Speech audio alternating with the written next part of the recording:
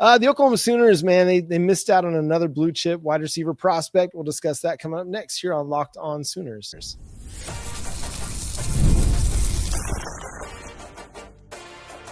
You are Locked On Sooners, your daily podcast on the Oklahoma Sooners. Part of the Locked On Podcast Network, your team every day. Once again, thanks for making Locked On Sooners your first listen every single day. Shout out to all the everydayers out there tuning in and subscribe to the show wherever you get your podcasts. We're part of the Locked On Podcast Network, your team every day. Jay, the Oklahoma Sooners were in the running for Davian Groce, the 4-star wide receiver prospect out of Lone Star, Texas. He chose the Florida Gators over Oklahoma, Baylor, and Houston. Jay, what do you make of how this all went down on Monday? Nobody knew that he was going to commit on Monday, and then all of a sudden he announced, hey, I'm going to commit on Monday.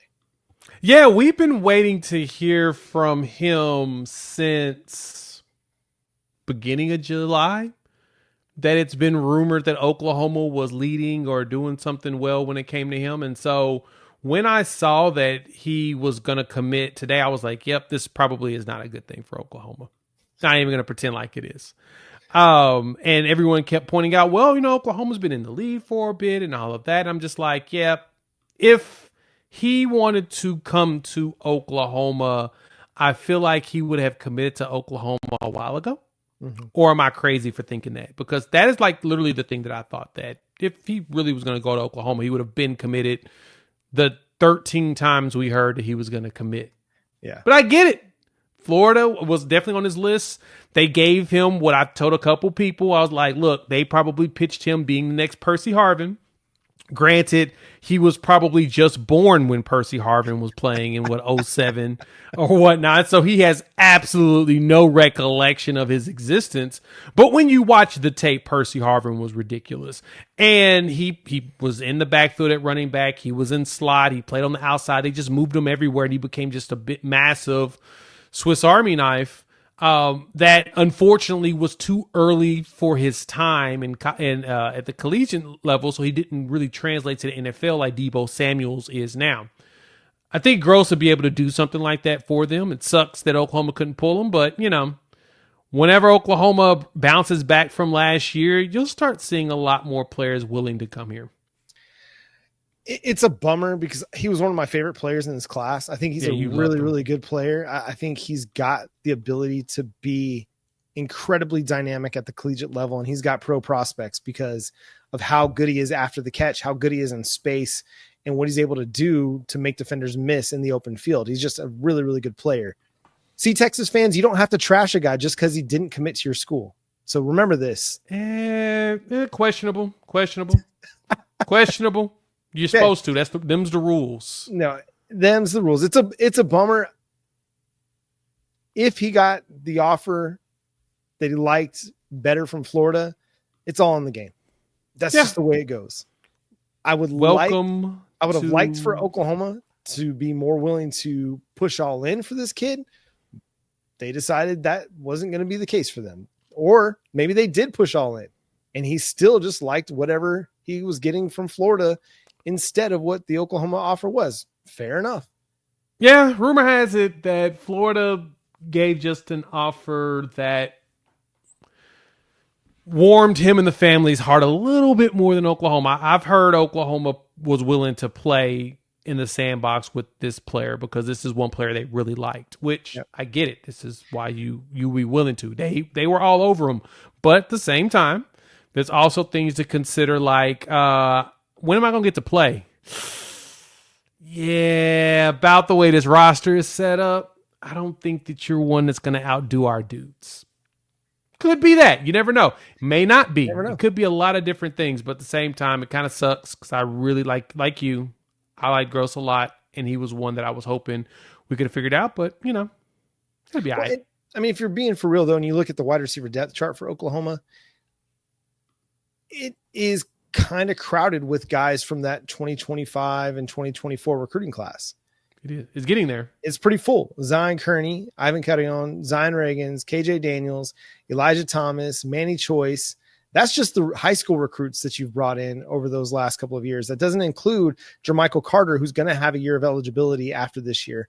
It's not going to, Isaiah Satania, he could be here again next year. Giovanni Gibson, I believe he might have some eligibility even after this year. I can't remember right. Yes. And then who knows what's going to go on with Jaden Gibson. I mean, Jaden Gibson could potentially medically redshirt. I don't know if he's going to play significant time this year or not. We'll see how his recovery and his trend. Yeah.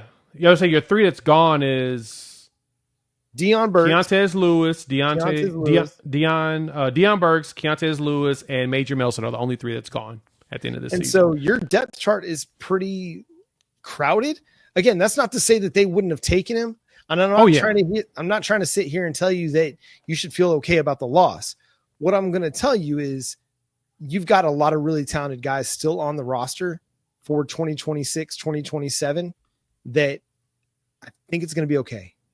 And you have a guy like Daniel Odom coming in, and who knows what else they're going to be able to add in the transfer portal next offseason or even in the 2026 recruiting class. Yeah. You don't know. And it's okay.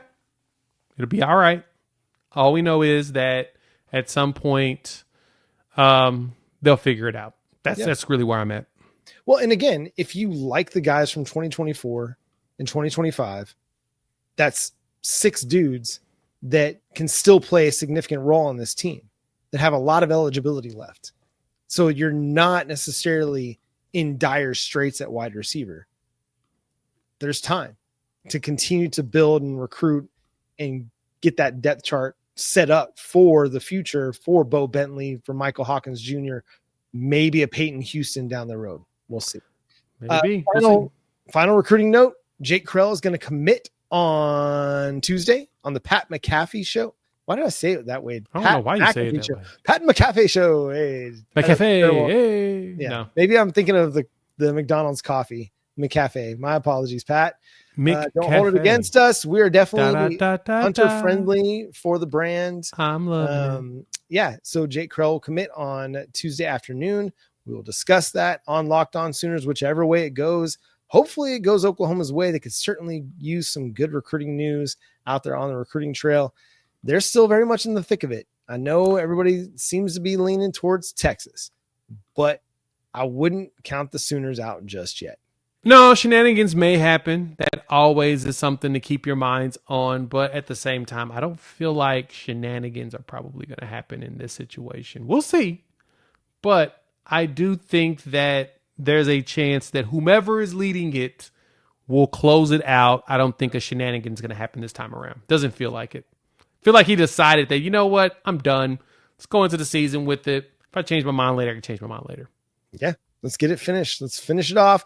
Miguel Chavis, go close the deal, my man. And that's going to do it for today's episode of Locked On Sooners. Thanks so much for tuning in, being a part of the show. Subscribe to the show wherever you get your podcasts. We're free and available on every podcast. Man, Padcast. My accents today are going very weird. My apologies, everybody. I think it is the Whataburger that I ate on the way home from Poto today when I did a little Facebook Marketplace deal this evening before we recorded. So anyway, available wherever you get your podcasts, YouTube, Amazon, Apple, Spotify, wherever you get your podcasts. Hit that subscribe button. And then over on YouTube, hit that notification bell to let you know when new episodes drop. Follow Jay at Unfair Sports. Go check out his channel, Unfair Sports, over on YouTube. You can follow me at John 9 Williams and read my work covering the Sooners over at SoonersWire.com. But until next time, he's Jay Smith. I'm John Williams. We'll talk to you then. Boomer.